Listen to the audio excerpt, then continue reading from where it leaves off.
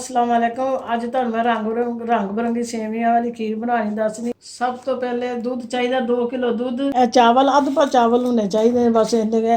सेवियां ने इन्हां नूं भी भिगोना, सेवियां भी भिजनियां और चावल भी भिजने। चीनी हसबे जरूर 5 तो 6 इलाचियां छोटियां। आओ तुहानूं बनाना दसां रंग बिरंगी सेवियां। मैं दुध पान लगी है।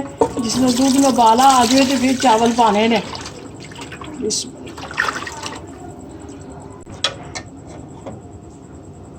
लाचियां मैं पहले ही पा दी, देखो लाचियां नज़र आ रही ने। तो यह दुध में उबाला आ जाएगा तो फिर चावल पाने ने विच।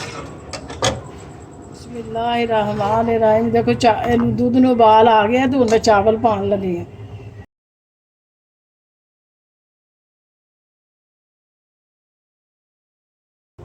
तकरीबन इनू अद्धा पौना घंटे च तैयार हो जाएगी। ਇਹਦਾ मुसलसल चमचा हिलाते रहना क्योंकि नीचे चावल ना लग जाए।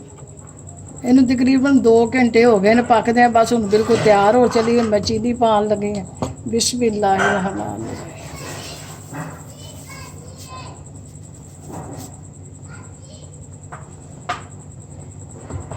चीनी हसबे जरूर हसबे जायका पानी है जिन्नी तुहानूं तुसीं ठीक समझो।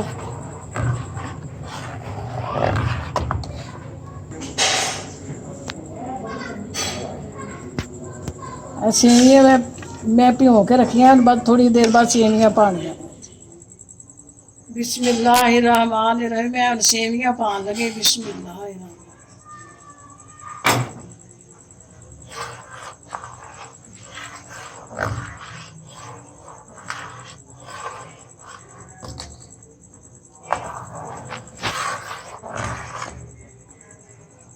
आप भी ट्राई करना, अपने अजीज़ां नूं भी ट्राई कराना।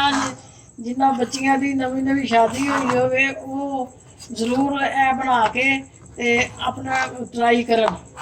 बहुत अच्छी, बहुत मज़ेदार। देखो कितनी खूबसूरत लगदी है।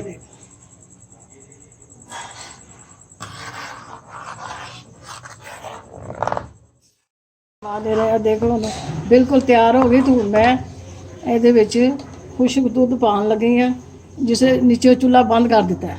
बिस्मिल्लाह।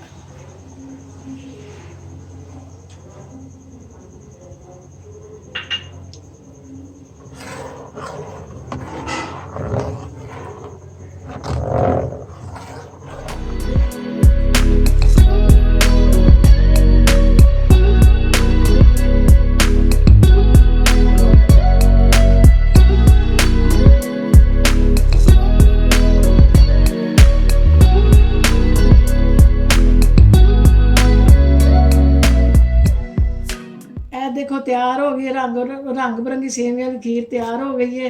इनू आप भी ट्राई करना, अपने अजीज़ां नाल भी ट्राई करना। जिन्हां बेटियां की शादी हुई है वो भी जरूर ट्राई करना। अपना बहुत सारा ख्याल रखना। अल्लाह हाफिज़।